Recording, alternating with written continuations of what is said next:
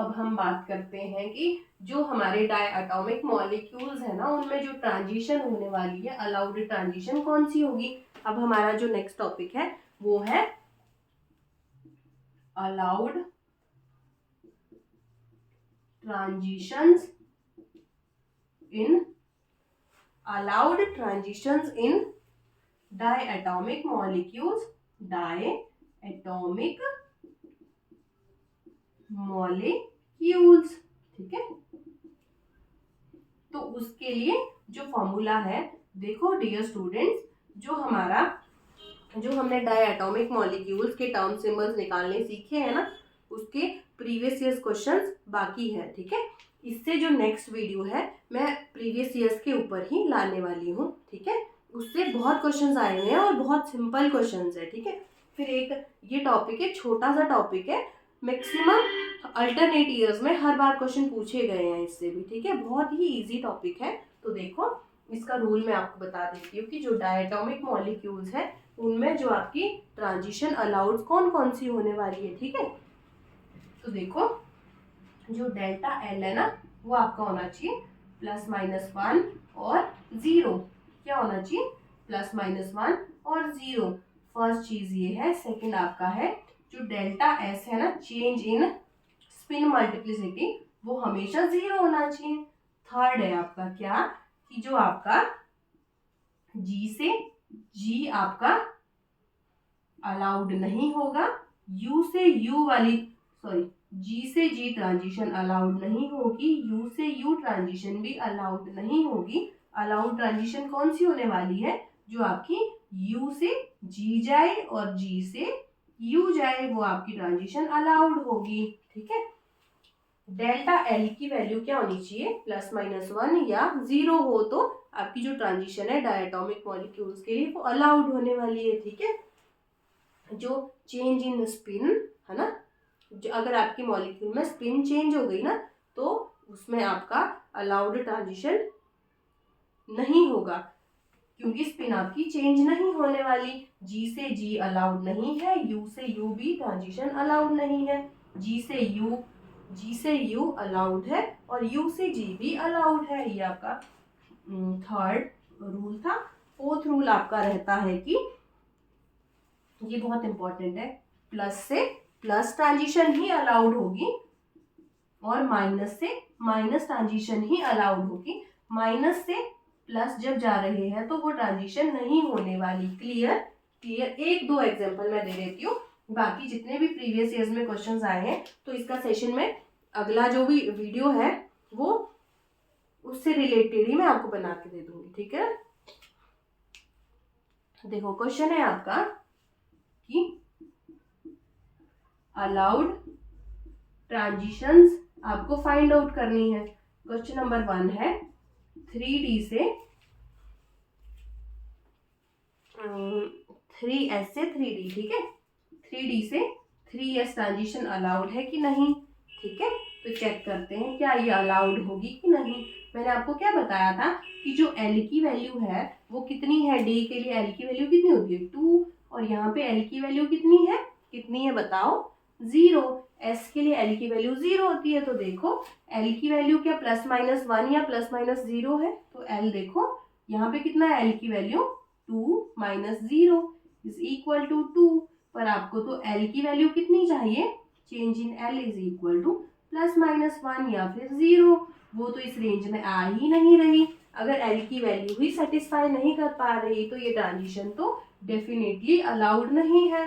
पर यहाँ देखो स्पिन मल्टीप्लिसिटी तो सेम है, स्पिन मल्टीप्लिसिटी सेम है ना। देखो 3 से 3। ठीक है, अगर स्पिन मल्टीप्लिसिटी सेम है तो जो इलेक्ट्रॉन की स्पिन है वो भी तो सेम ही हुई होगी। क्लियर? तो ये तो अलाउड नहीं है। क्वेश्चन नंबर 2 करवाती हूँ मैं आपको। क्वेश्चन नंबर 2 है, देखो ये क्वेश्चन नंबर 1 हो गया कि ये अलाउड नहीं है।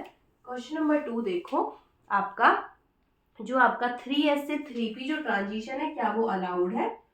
3S से जो ट्रांजिशन आपका 3P पे जा रहा है क्या वो अलाउड ट्रांजिशन है? मैंने आपको क्या बताया था? मैंने आपको बताया था कि देखो 3 से 3 स्पिन मल्टीप्लिसिटी डेल्टा एस क्या है आपका 0 है ना डियर स्टूडेंट। अगर स्पिन मल्टीप्लिसिटी इसकी 3 है, इसकी भी 3 है, तो स्पिन तो इसकी जितनी होगी उतनी तो इसकी स्पिन होने वाली है। स्पिन इसकी कितनी हो जाएगी 1, क्योंकि 2s + 1 की जो वैल्यू है वो 3 है, तो s कितना हो जाएगा 1। अगर यहाँ पे s की वैल्यू 1 है, यहाँ भी s की वैल्यू 1 है, तो 1 - 1 तो 0 ही होता है, तो चेंज इन स्पिन 0 है। तो ये तो इसके केस पे स्पिन मल्टीप्लिसिटी के अकॉर्डिंग तो अलाउड है। अब देखते हैं l की वैल्यू, डेल्टा l कितना होना चाहिए, या तो ±1 या फिर 0 होना चाहिए। तो क्या ये अलाउड है कि नहीं ये। और जो ये क्वेश्चन है CSIR नेट में, देखो CSIR नेट 2023 दिसंबर में सेम इसी तरह का क्वेश्चन 2 मार्क्स के लिए पूछा गया था। सेम इसी तरह का क्वेश्चन था। इसमें क्या करना था, कुछ भी तो नहीं करना था, है ना। अब देखो डेल्टा एल की वैल्यू हम बात कर रहे थे कि डेल्टा एल की वैल्यू ±1 या 0 होनी चाहिए। तो delta L is equal to, देखो यहाँ पे एल की वैल्यू एस के केस में कितनी होती है 0, और पी के केस में कितनी है बताओ। देखो डेल्टा एल कैसे निकालते हैं, L1 - L2 ऐसे ही निकालते हैं ना।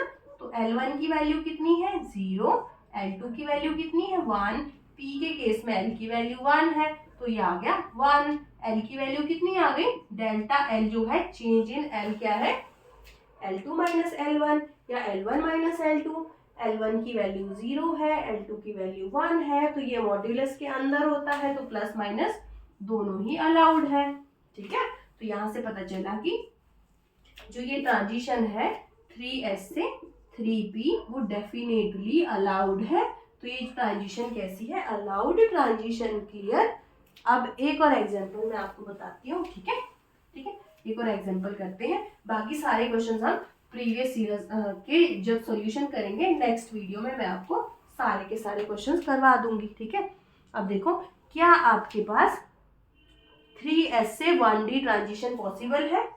3s से 1d ट्रांजिशन अलाउड ट्रांजिशन है डायटोमिक मॉलिक्यूल्स के लिए। ये क्वेश्चन नंबर 3 है, चेक करके बताओ। जब आप फाइंड करेंगे तो मैंने आपको क्या बताया था कि तो यहीं पे ही कैंसिल हो गया कि स्पिन मल्टीप्लिसिटी जो डेल्टा एस है, फर्स्ट रूल क्या बोलता है कि डेल्टा एस है जो वो 0 होना चाहिए। चेंज इन एस मतलब जो S1 - S2 जब आप करेंगे तो वो 0 होना चाहिए। तो इसका S कितना है, इसका S कितना, स्पिन मल्टीप्लिसिटी इसकी 1 है, इसकी 3 है, इसकी 1 है, तो स्पिन मल्टीप्लिसिटी ही सेम नहीं है ना स्पिन मल्टीप्लिसिटी से। तो डेल्टा जो ये रूल है ये ही फॉलो नहीं हो रहा, ये रूल फॉलो नहीं हो रहा, तो ये अलाउड ट्रांजिशन नहीं है। अब देखते हैं, वैसे तो ये अलाउड नहीं है, वैसे आपको जरूरत भी नहीं है डेल्टा एल रूल को चेक करने की। डेल्टा एल क्या होता है ±1 और 0 होना चाहिए। उसको कैसे निकालते हैं, L1 - L2 आपका कितना होना चाहिए, या तो +1 - 1 होना चाहिए या 0 होना चाहिए। इसको देखने की आपको कोई ज़रूरत नहीं है, क्योंकि जब ये यहीं से ही फॉरबिडन हो गया, एक भी रूल फॉरबिडन हो गया तो ट्रांजिशन अलाउड नहीं होने वाली। क्लियर ना। तो जब यहाँ से भी चेक करेंगे तो जो L1 की वैल्यू क्या है, L1 की वैल्यू S के लिए क्या हो जाएगी 0, और L2 के लिए कितनी हो जाएगी, L2 जो है D वो है 2। तो यहाँ देखो 0 - 2 क्या हो गया 2 - 2। तो देखो L की वैल्यू या तो +-1 होनी चाहिए, +-2 तो अलाउड ही नहीं है। ये तो दोनों फॉर्मूले को ही ओबे नहीं कर पा रहा है, तो इसमें जो आपका ये ट्रांजिशन अलाउड नहीं है। ठीक है, बाकी जितने भी प्रीवियस ईयर्स क्वेश्चंस हैं वो नेक्स्ट क्लास में मैं आपको बताने वाली हूँ। Thank you so much.